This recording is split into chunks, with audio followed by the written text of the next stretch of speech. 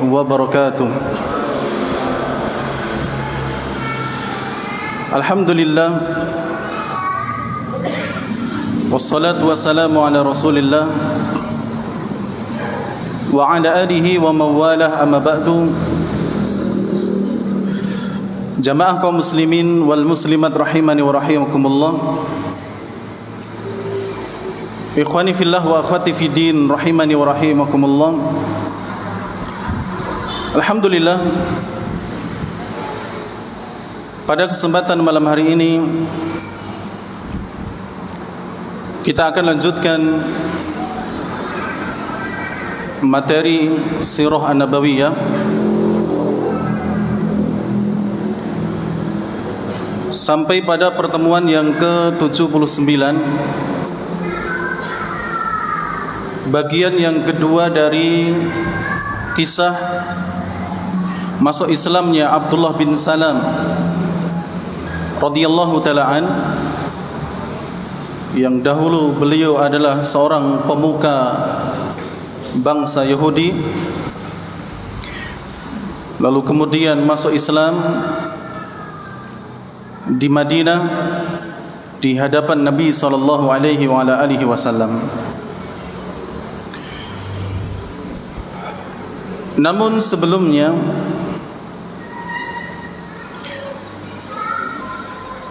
saya ingin kembali membahas salah satu pembahasan yang pekan lalu saya anggap belum sempurna, yakni terkait dengan salah satu pertanyaan Abdullah bin Salam kepada Nabi sallallahu alaihi wa alihi wasallam tentang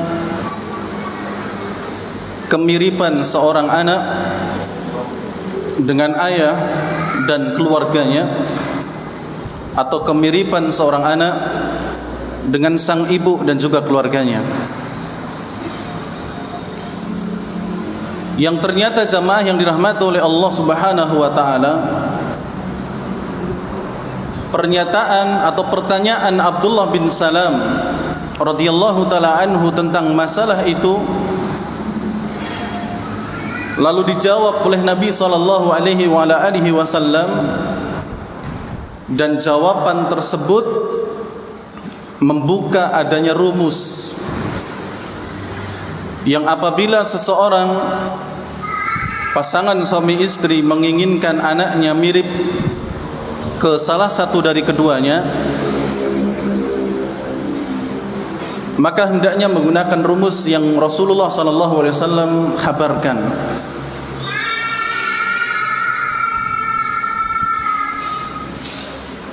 Ketika Nabi sallallahu alaihi wasallam ditanya apa yang menyebabkan seorang anak bisa mirip ayah ataupun bisa mirip ibunya,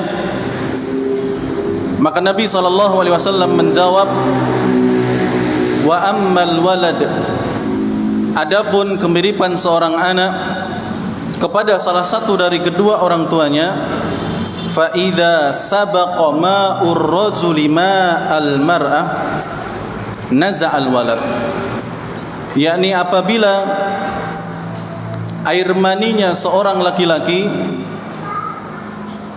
mendahului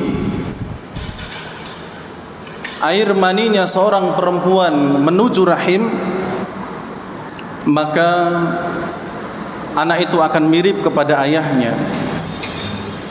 Wa idza sabaqa ma'ul mar'ati ma'ar rajuli naza'atil walad, sebaliknya apabila air maninya seorang perempuan atau seorang istri keluar terlebih dahulu kemudian menuju rahim dibandingkan dengan air maninya sang suami, maka anak itu akan lahir dengan mirip, cenderung kepada sang ibunya. Dan jamaah yang dirahmati oleh Allah Subhanahu wa taala, ini bukan merupakan perkara yang tabu untuk dibahas.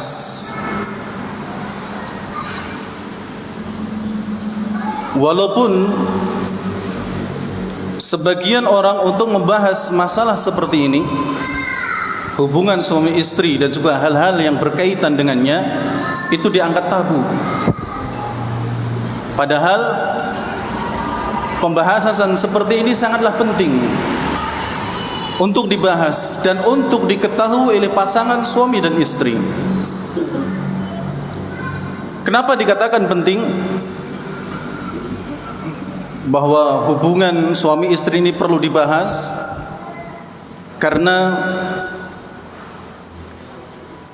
terkadang ada di antara suami istri yang belum mengetahui dan belum faham terhadap hukum daripada hubungan itu sendiri.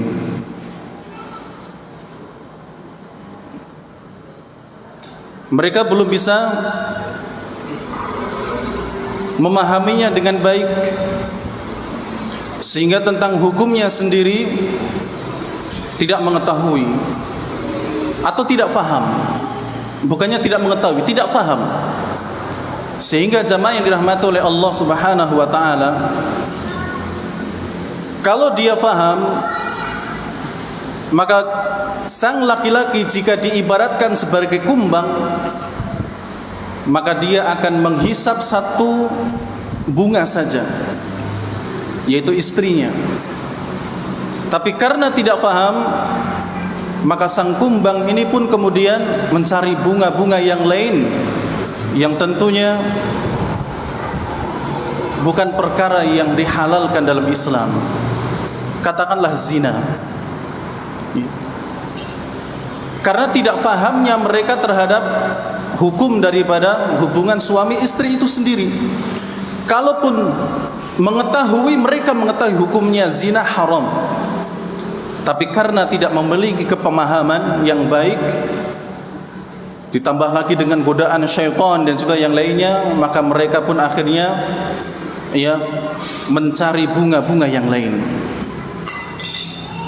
Maka ini harus diketahui, dan kenapa harus dibahas? Bahkan sampai Nabi SAW menyebutkannya dalam berbagai hadis. Kemudian kenapa penting membahas hubungan suami istri? Dikarenakan Nabi SAW mengajarkan doa sebelum melakukannya, dan ini juga harus dihafal oleh seorang suami dan istri. Dan perlu dicamkan bahwa setiap perkara, setiap kegiatan yang Nabi SAW mengajarkan doa sebelum melakukannya, pasti perkara itu penting. Misal doa mau keluar rumah, doa mau masuk rumah, doa mau makan, doa setelah makan, ya, doa mau masuk masjid, doa mau masuk ke kamar mandi.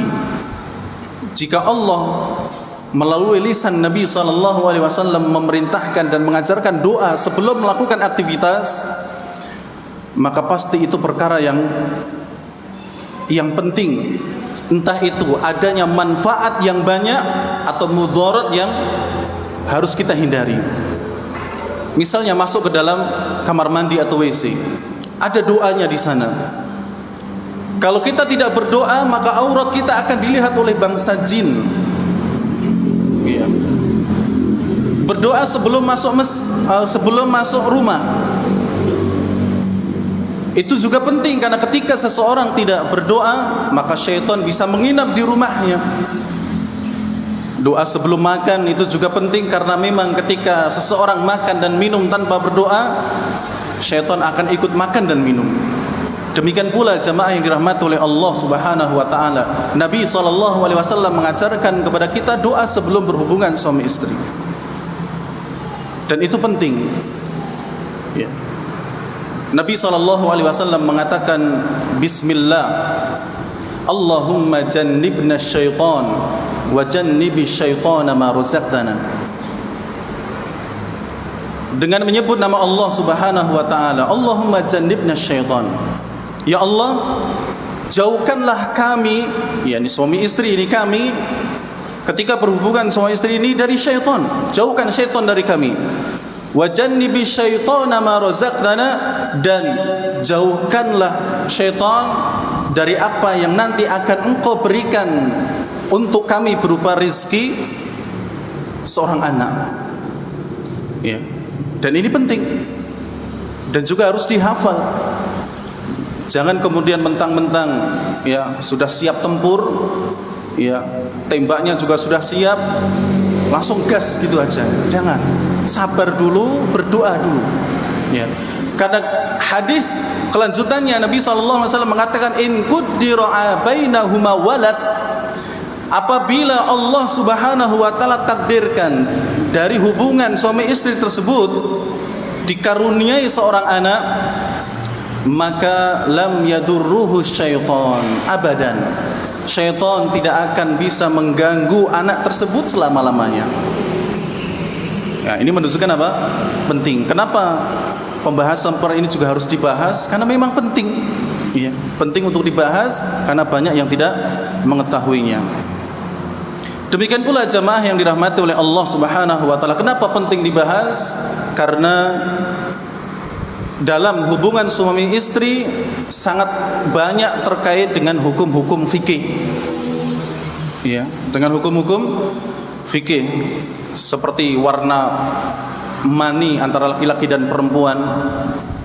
Kemudian juga hukum mani itu sendiri apakah najis ataukah tidak. Kemudian juga seseorang yang ingin mengulangi hubungan suami istrinya juga harus berwudu terlebih dahulu. Ya. Kalau Ustaz Abdul Adim bilangnya mau ronde kedua atau ketiga, nah sebelum ronde itu dilakukan wudu dulu. Ya, biar fresh. Ya, baru diulangi lagi. Atau hal-hal yang lain. Bahkan kalau tidak diketahui atau tidak mengetahui masalah ini, puasa itu bisa batal disebabkan karena hubungan suami istri. Ya. Seseorang yang sedang puasa melakukan hubungan suami istri bisa batal puasanya. Maka kenapa hal ini harus dibahas? Karena memang sangatlah penting sekali untuk kita ketahui. Dan jamaah yang dirahmati oleh Allah Subhanahu wa taala, Nabi pun ya membahasnya dalam hadis-hadis beliau sallallahu alaihi wasallam. Jadi kalau mau memakai rumus yang Nabi sallallahu alaihi wasallam sampaikan demikian. Dalam masalah mirip ke ibu atau anak itu mirip ke ayah, maka rumusnya adalah siapa yang dahulu air maninya ini keluar kemudian menuju rahim. Dalam hadis yang sahih pula diriwayatkan oleh Imam Bukhari, Nabi SAW mengatakan wa amma syabahu fil walad, adapun kemiripan seorang anak dengan orang tuanya, fa innar rajula idza ghasyal mar'ah, apabila seorang suami mendatangi istrinya, fasabaqaha ma'uhu kana syabahulah, kemudian ketika berhubungan suami istri tersebut air maninya sang suami mendahului air maninya sang istri ke rahim, maka kemiripan akan condong kepada sang ayah. Wa idza sabaqa ma'uha kana syabahu laha, sebaliknya jika air maninya perempuan ya itu keluar dan mendahului air maninya laki-laki menuju rahim, maka anak itu akan condong kepada sang ibu dalam hal kemiripan. Dalam riwayat yang lain yang diriwayatkan oleh Imam Ahmad rahimahullah, Nabi SAW mengatakan ayyun nutfataini sabaqat ila rahim ghalabat ala syabah. Ya. Dua air mani mana yang lebih dahulu menuju rahim, maka dialah yang akan lebih dominan pada kesurupaan. Ya, entah itu yang laki-laki ataukah yang perempuan. Ya, ini dalam hal masalah kemiripan seorang anak dengan ayah ataupun dengan ibunya. Dan jamaah yang dirahmati oleh Allah Subhanahu wa taala, adapun rumus yang Nabi SAW sampaikan dalam hadis beliau terkait dengan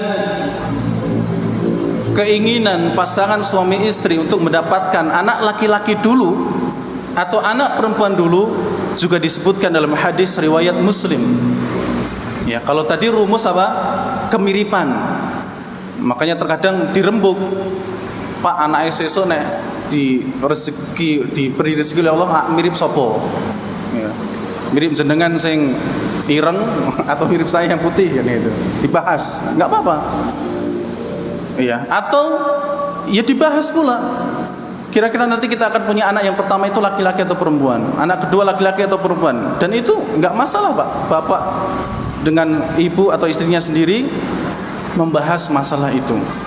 Nah, kalau untuk rumus masalah jenis kelamin, maka Nabi SAW pernah mengatakan ma'ur rajuli abiyad wa ma'ul mar'ati asfar. Air maninya seorang laki-laki itu berwarna putih, sedangkan air maninya seorang perempuan itu berwarna kuning. Fa idza istama'a, apabila keduanya ini berkumpul, fa'ala maniyur rajuli maniyal mar'ah. Apabila yang dominan, yang lebih banyak adalah air maninya sang suami daripada air maninya sang istri, maka adkaron biidnillah, dengan izin Allah nanti yang akan lahir adalah laki-laki, ya. Itu kalau air maninya laki-laki lebih banyak, bukan lebih dahulu tapi lebih banyak. Wa idza ala maniyul mar'ati maniyar rajul, akan tetapi jika yang dominan air maninya adalah air maninya sang istri daripada air maninya sang suami, anasan biidnillah, maka yang keluar insya Allah atau dengan izin Allah adalah perempuan, ya. Ini jika apa? Ya, saling mengalahkan antara satu dengan yang lainnya. Tapi ingat, biidnillah, dengan izin Allah Subhanahu wa ta'ala. Namun apapun usaha yang kita lakukan, ya, jelas diberikan anak ataupun belum diberikan anak, entah jenis kelaminnya adalah laki-laki atau perempuan, itu adalah hibah, pemberian dari Allah Subhanahu wa ta'ala. Kita boleh berusaha dan menentukan, ya, atau boleh berusaha untuk memilih bahwa anak pertama laki-laki, anak kedua perempuan, atau sebaliknya, boleh demikian. Tapi untuk menentukan akhirnya itu adalah Allah Subhanahu wa ta'ala, sebagaimana yang Allah Subhanahu wa ta'ala sebutkan dalam surat Asy-Syura ayat 49 dan juga 50. Allah Subhanahu wa ta'ala menyatakan yahibu liman yasha'u inatha wa yahibu liman yasha'u dzukur. Dan Allah Subhanahu wa ta'ala memberikan kepada siapa saja yang Allah kehendaki anak-anak dengan jenis kelamin perempuan, dan juga Allah Subhanahu wa ta'ala memberikan kepada siapa yang Allah kehendaki anak-anak dengan jenis laki-laki. Au yuzawwijuhum dzukrana wa inatha, atau bahkan Allah Subhanahu wa ta'ala berikan kepada siapa yang Allah kehendaki anak yang berjenis kelamin laki-laki dan juga berjenis kelamin perempuan. Jadi ada yang laki-laki, ada yang perempuan. Wa yaj'alu may yasha'u aqima, dan Allah Subhanahu wa ta'ala juga terkadang menjadikan siapa yang Allah kehendaki belum memiliki keturunan, ya. Maka jamaah yang dirahmati oleh Allah Subhanahu wa ta'ala, semuanya adalah pemberian Allah. Maka jika kemudian kita tahu bahwa itu semua yang memberikan Allah, maka kita mintanya pun kepada Allah Subhanahu wa ta'ala. Tentu tidak melupakan usaha yang harus kita lakukan. Dan ingat, diberi anak ataupun tidak, atau belum diberi anak, semuanya adalah ujian dari Allah Subhanahu wa ta'ala. Makanya kemudian Allah mengatakan innahu alimun qadir. Innahu alimun qadir, sesungguhnya Allah maha tahu dan maha mampu, ya. Maha tahu kalau kemudian si fulan ini kalau diberi anak semuanya perempuan bisa menjaga, semuanya laki-laki bisa menjaga, atau dua-duanya bisa menjaga. Atau kemudian ketika Allah mentakdirkan seseorang belum memiliki keturunan, Allah pun tahu bahwa dua pasutri ini juga mungkin bersabarnya besar dan akan diberikan hadiah yang lebih baik daripada itu setelahnya. Dan Allah Subhanahu wa ta'ala qadir, maha mampu untuk menjadikan itu semua. Jadi jamaah yang dirahmati oleh Allah Subhanahu wa ta'ala, dalam hal rumus, mau mirip siapa ada rumusnya, mau laki-laki dulu atau perempuan ada rumusnya, tapi semuanya itu biidnillah, dengan izin Allah Subhanahu wa ta'ala. Dan sekali lagi, pembahasan ini mungkin memang sebagian orang menganggapnya tabu, tapi itu penting, ya. Tapi itu penting. Oleh karena itu, jamaah yang dirahmati oleh Allah, dahulu ada seorang wanita, ya, datang kepada Nabi SAW, dan biasanya wanita lebih banyak rasa malunya daripada laki-laki. Seharusnya, ya, seorang wanita biasanya lebih banyak malunya daripada laki-laki. Walaupun sekarang nggak sedikit yang wanita rasa malunya lebih sedikit daripada laki-laki. Ya. Seorang laki-laki yang malu, maka ketika terlihat auratnya sedikit dia akan malu. Ya, walaupun itu sedikit. Ya, tapi sekarang, ya, perempuan yang katakanlah wudu itu banyak. Ya, maka tentu rasa malu mereka lebih sedikit daripada seorang laki-laki. Ada seorang wanita datang kepada Nabi SAW, namanya Ummu Sulaim radhiyallahu taala an. Beliau ingin bertanya kepada Rasulullah sesuatu yang sebenarnya ini dianggap oleh beliau tabu. Ya, oleh Ummu Sulaim yang malu untuk menanyakan ini kepada Nabi SAW. Akan tetapi karena beliau ingin mencari ilmunya, beliau sing-singkan atau hilangkan itu rasa malu, kemudian datang kepada Nabi SAW. Kemudian bertanya, ya Rasulullah, Innallaha la yastahyi minal haqq. Ya Allah, ya Rasulullah, sesungguhnya Allah Subhanahu wa taala tidak malu terhadap kebenaran, tidak merasa malu terhadap kebenaran. Fahal 'alal mar'ati min ghuslin idza ihtalamat? Apakah seorang wanita juga wajib untuk melakukan mandi janabah apabila dia bermimpi? Ya, untuk bertanya seperti ini, Ummu Sulaim merasa malu. Dan beliau adalah seorang wanita, dan yang ditanya adalah seorang nabi, maka rasa malunya luar biasa. Ya Rasulullah, apakah seorang wanita jika mimpi basah itu juga harus mandi? Ya. Dan ingat, hadis ini juga menunjukkan bahwasanya seorang wanita juga bisa mimpi basah. Ya. Bisa, walaupun mungkin jarang terjadi, tapi bisa. Nah, apakah wanita yang seperti ini bisa atau wajib untuk mandi? Faqala Nabi sallallahu alaihi wasallam, maka Nabi sallallahu alaihi wasallam mengatakan, "Na'am idza ra'atil ma." Iya, dia wajib mandi apabila dia melihat air maninya keluar. Ya, melihat air maninya keluar, maka dia harus apa? Mandi. Nah, terkadang ada orang yang nggak tahu warna air maninya sendiri apa. Iya. Makanya harus belajar, Pak. Lah, kalau nggak tahu sebenarnya keluar, tapi dia nggak tahu kalau itu air mani, nggak mandi, nah kan bahaya. Ya, maka harus apa? Dipelajari. Maka kenapa pembahasan seperti ini jangan dianggap tabu yang 100%, karena memang di situ ada hukum-hukum yang perlu dipelajari. Pertanyaannya tidak sampai situ, jamaah. Setelah dijawab oleh Nabi, iya, wanita yang mengalami mimpi basah dan dia melihat ada air mani yang di sana, maka dia harus mandi. Faghattat Ummu Salamah atau Ummu Sulaim wajah. Maka Ummu Salamah atau Ummu Sulaim ini menutup wajahnya, ya, karena malu, menutup wajahnya. Wa qalat, kemudian bertanya kembali, ya Rasulullah, au tahtalimul mar'ah, wahai Rasulullah, apakah seorang wanita itu bisa mimpi basah? Qal, Nabi SAW menjawab, na'am, iya, ia bisa. Fabima yushbihuha waladuha, karena seorang anak itu bisa mirip dengan ibunya. Itu menunjukkan bahwa memang seorang wanita bisa mimpi basah dan bisa keluar air maninya. Jadi demikian, jamaah yang dirahmati oleh Allah Subhanahu wa taala terkait dengan kemiripan seorang anak dengan orang tuanya. Jamaah yang dirahmati oleh Allah Subhanahu wa taala, kita masuk kepada materi dari masuk Islamnya Abdullah bin Salam radhiyallahu taala an. Jadi setelah Abdullah bin Salam mendengar jawaban dari 3 pertanyaan yang beliau ajukan kepada Nabi SAW, Dan dari awal Abdullah bin Salam sudah mengatakan bahwa ketiga hal ini tidak ada yang mengetahui jawabannya kecuali seorang nabi.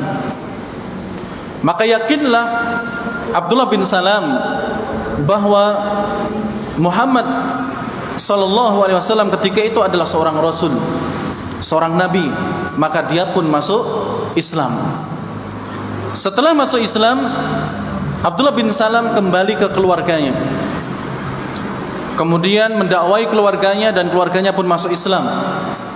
Kemudian juga mendakwai bibinya yang bernama Khalidah, yang ketika datangnya Nabi SAW, Abdullah bin Salam sedang naik ke atas kurma, kemudian di bawahnya ada bibinya, yaitu Khalidah bintu Al-Harith. Dia pun masuk Islam. Maka kemudian kembalilah Abdullah bin Salam kepada Nabi SAW. Kemudian mengatakan, ya Rasulullah, innal yahuda qaumu buhtin.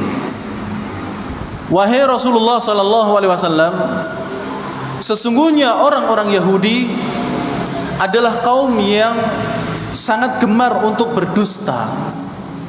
Ya, sangat gemar untuk berdusta. Dan yang mengatakan ini siapa? Abdullah bin Salam, mantan rahibnya atau pendetanya orang-orang Yahudi.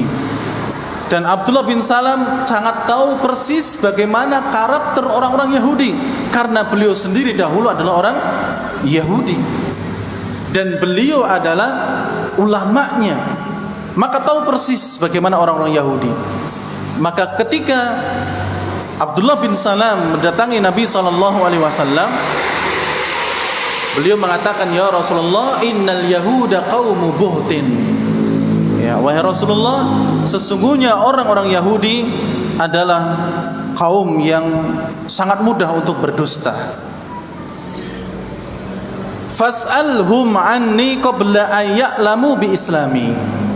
Oleh karena itu, tanyakan kepada mereka siapa saya. Ya. Tanyakan kepada orang-orang Yahudi bagaimana kedudukan saya di antara mereka sebelum mereka mengetahui keislamanku. Faja'atil Yahud, maka kemudian datanglah orang-orang Yahudi. Ya, walaupun dalam hal ini versinya sangat banyak. Ya, di antaranya adalah Rasulullah mengutus seseorang untuk menemui orang Yahudi. Ada pula versi yang mengatakan memang orang Yahudi itu datang kemudian saling debat dengan Nabi SAW. Dan salah satu yang ditanyakan oleh Nabi SAW ketika orang-orang Yahudi menemui beliau adalah, Ayu rajul Abdullah bin Salam fikum. Bagaimana pendapat kalian dengan seseorang yang bernama Abdullah bin Salam di antara kalian? Ya. Jadi Rasulullah bertanya kepada orang-orang Yahudi, bagaimana menurut pandangan kalian tentang Abdullah bin Salam? Qalu, mereka menjawab, khairuna wabnu khairina. Dia adalah orang terbaik di antara kami dan bapaknya juga orang yang terbaik di antara kami.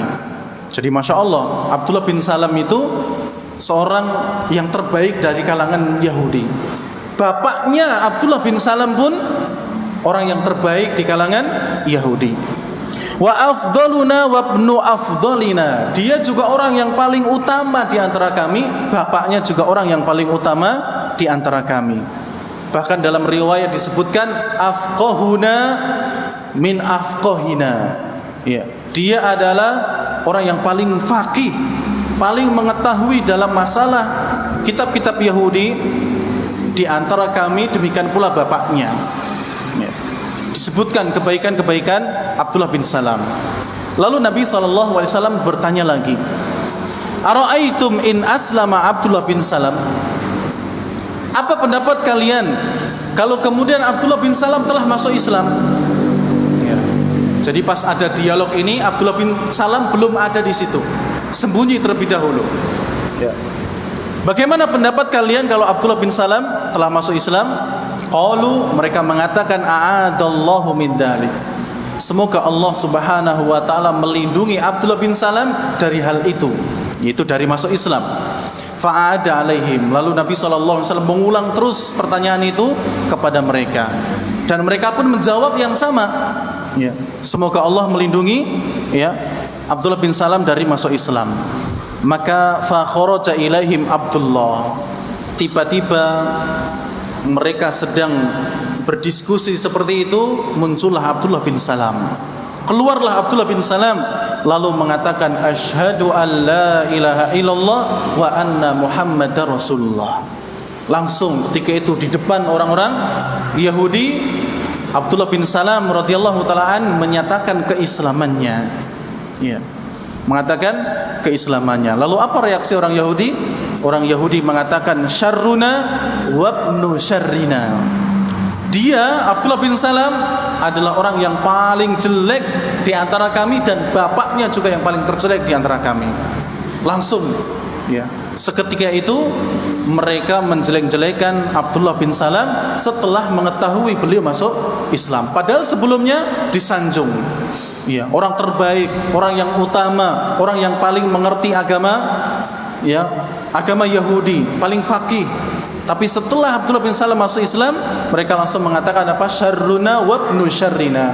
Dia adalah orang yang paling jelek di antara kami, dan anak orang yang paling terjelek di antara kami. Wa tanaqqasuhu, dan orang-orang Yahudi terus, ya, mengeluarkan sikap-sikap jelek mereka kepada Abdullah bin Salam. Qala Abdullah bin Salam, lalu Abdullah bin Salam mengatakan, hada kuntu akhafu ya Rasulullah.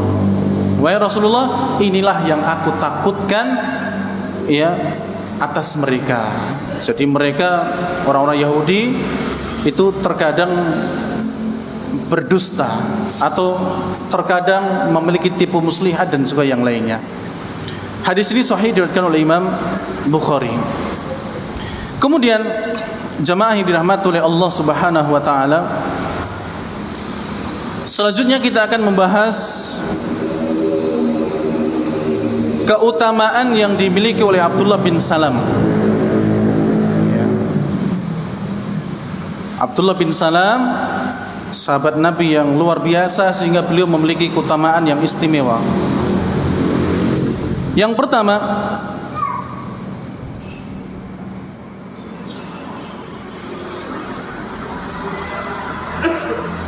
beliau telah dinyatakan masuk surga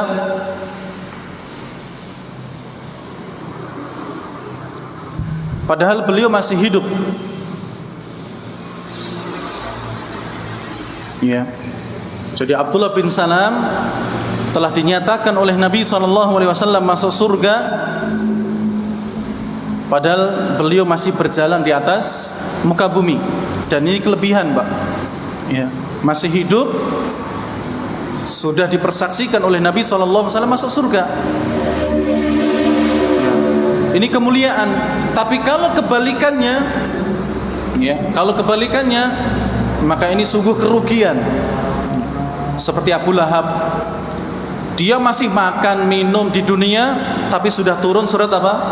Al-Lahab. Ya. Tabbat yada abi lahabi wa tab, sampai seterusnya. Dan itu dibaca oleh kaum muslimin sampai hari kiamat. Padahal ketika turun ayat ini, surat ini, Abu Lahab itu masih hidup, tapi sudah dinyatakan oleh Allah Subhanahu wa taala bahwa dia akan masuk neraka. Ya. Ini. Nah, kebalikannya, Abdullah bin Salam ketika masih hidup, beliau sudah dinyatakan oleh Rasulullah masuk Islam. Apa? Masuk dalam surga. Hadis dari Sa'ad bin Abi Waqqas. Ya, Sa'ad bin Abi Waqqas, semoga Allah meridhoinya, beliau mengatakan, ma sami'tu an-nabiyya sallallahu alaihi wasallam yaqulu li ahadin yamshi al-ard innahu min ahli jannah ila Abdullah bin Salam. Kata Sa'ad bin Abi Waqqas, aku tidak pernah mendengar Nabi sallallahu alaihi wasallam menyatakan seseorang yang masih berjalan di muka bumi dan dia termasuk penghuni surga kecuali Abdullah bin Salam. Walaupun sebenarnya banyak, sahabat-sahabat Nabi yang masih hidup tapi sudah dinyatakan oleh Rasulullah masuk surga nanti. Ya. Seperti Khulafaur Rasyidin. Kata Nabi SAW, Abu Bakar fil jannah, Umar fil jannah, Utsman fil jannah, Ali fil jannah. Ya. Dan sahabat yang lainnya, 10 sahabat yang dijamin masuk surga, semuanya masih hidup. Dan kemudian Nabi menyatakan mereka nanti akan masuk surga. Nah, keyakinan kita, Bapak Ibu yang dirahmati oleh Allah, jika ada seseorang yang sudah dinyatakan oleh Nabi SAW atau dinyatakan oleh Allah Subhanahu wa taala masuk surga, maka kita nyatakan dia akan masuk surga. Ya. Dan kalau ada orang yang dinyatakan oleh Allah nanti di akhirat masuk neraka, wal iyadu billah, maka kita pun harus menyatakan dan yakin mereka pasti masuk neraka. Tapi kalau kemudian ada orang yang tidak dijamin oleh Nabi SAW apakah masuk surga atau masuk neraka, maka tidak boleh kalau sudah meninggal kemudian kita nyatakan oh pasti masuk surga, oh pasti masuk neraka. Enggak boleh. Termasuk kita. Ya. Kita ini namanya enggak pernah disebutkan oleh Rasulullah masuk neraka atau masuk surga. Ya. Mas Asep fil jannah, enggak ada hadis itu. Itu kalau ada mungkar hadisnya. Ya, enggak diterima. Enggak ada, Nabi pernah mengatakan demikian, enggak ada. Maka ketika di antara kita ini ada yang meninggal, apapun keadaannya ketika dia meninggal, kecuali ada indikasi kemaksiatan misalnya, maka jangan kemudian langsung pasti masuk neraka, pasti masuk surga. Ya. Belum tentu. Ya, belum tentu karena kita tidak tahu. Ya. Kita tidak tahu. Jangan kemudian ada seperti matanya melotot, wah ini disiksa. Enggak, belum tentu karena memang orang meninggal itu matanya mesti melotot naik ke atas. Kan itu.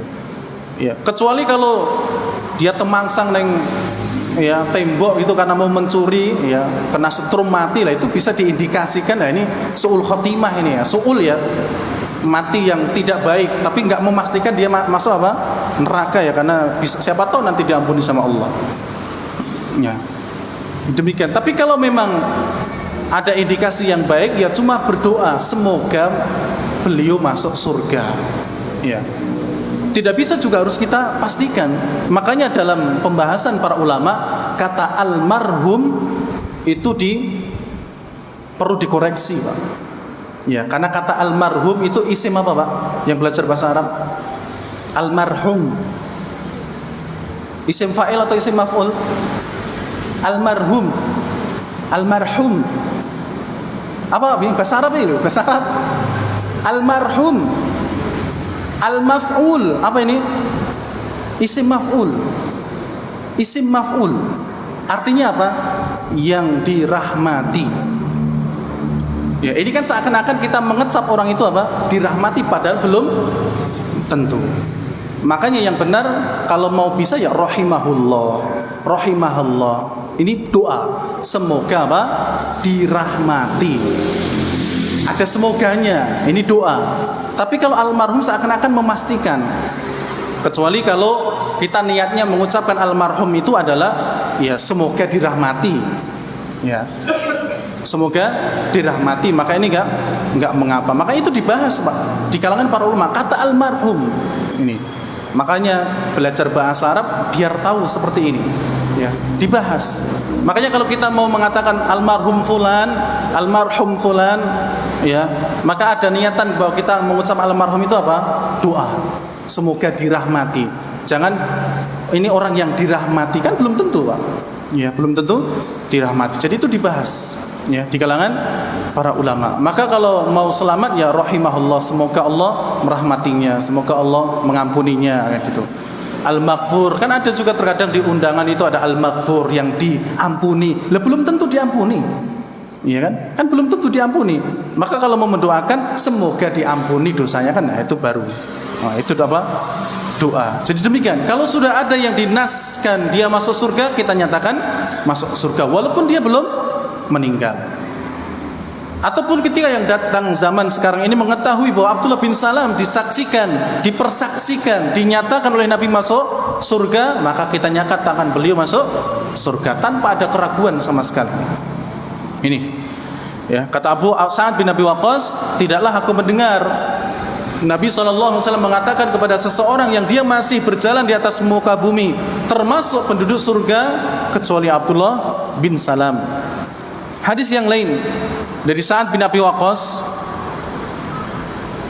menceritakan bahwa suatu hari kami sedang makan bersama Nabi SAW dari satu nampan, ya makan. Kemudian di situ ada sisa makanan. Jadi pas Rasulullah, Sa'ad bin Abi Waqqas dan beberapa sahabat makan, masih ada sisanya, ada kelebihan. Faqal, lalu Nabi SAW mengatakan, yaji'u rajulun min hadzal fajj ya'kulu hadhil fadlah min ahli jannah. Nanti kata Nabi SAW akan datang dari jalan ini menuju makanan ini seorang laki-laki yang dijamin masuk surga oleh Allah, dan nanti dia akan makan dari sisa makanan yang kita makan, kelebihan dari makanan yang kita makan. Jadi Rasulullah makan sama sahabat, ada kelebihan makanan di situ, nggak habis, ada kelebihan makanan.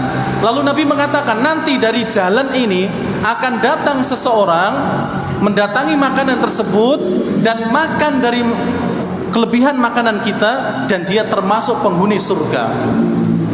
Lalu kemudian Sa'ad bin Abi Waqqas mengatakan, wa kuntu taraktu akhi Umairan yatawadda. Ya, Sa'ad bin Abi Waqqas dan sahabat yang lain tentu ingin tahu siapa nih yang datang. Ya. Dan Sa'ad bin Abi Waqqas batin, tadi aku meninggalkan saudaraku namanya Umair, dia sedang wudu. Jadi tadi pas datang itu Sa'ad bin Abi Waqqas sama saudaranya bernama Umair. Tapi Sa'ad bin Abi Waqqas datang lebih dahulu ke Nabi, makan bersama Nabi. Umar ini sedang wudu, ya. Dan si Sa'ad bin Abi Waqqas menyangka kemungkinan yang nanti akan datang adalah siapa? Saudaranya si Sa'ad bin Abi Waqqas, yaitu bernama Umar yang tadi berwudu. Tapi kemudian jamaah yang dirahmati oleh Allah, faja'a Abdullah bin Salam fa'akalaha. Tapi ternyata yang datang siapa? Abdullah bin Salam, dan makan dari kelebihan makanan yang mereka makan tadi. Berarti siapa yang masuk surga? Abdullah bin Salam, ya, yang dinyatakan ketika itu. Adapun Umar, ya, dia sahabat Nabi juga nanti masuk surga. Tapi ketika itu yang dinyatakan oleh Nabi adalah ternyata yang datang itu adalah Abdullah bin Salam.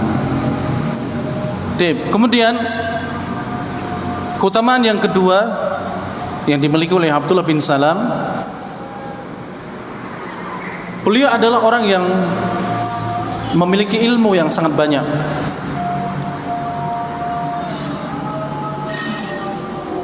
Ya, jadi Abdullah bin Salam ini ketika masih Yahudi juga memiliki ilmu tentang Yahudi yang banyak. Ketika masuk Islam juga menjadi ulamanya dalam Islam karena memiliki ilmu yang sangat banyak sekali.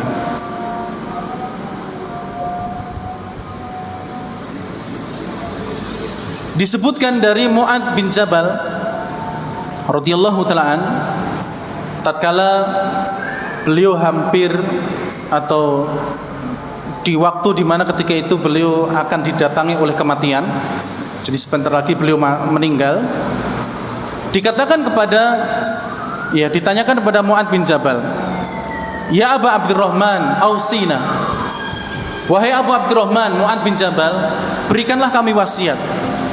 Ya, jadi ketika itu beliau mungkin sakit atau sudah sepuh sehingga tidak lama lagi mungkin beliau akan meninggal. Maka datanglah para sahabat kepada Mu'adz bin Jabal dan meminta supaya diberikan nasihat. Kemudian Mu'adz bin Jabal mengatakan, ajlisuni, dudukkanlah aku, ya, karena sudah sakit atau sepuh sehingga tidak bisa duduk sendiri, didudukkan. Faqal, kemudian Mu'adz bin Jabal mengatakan, innal ilma wal imana makanuhuma manibtaghahuma wajadahuma.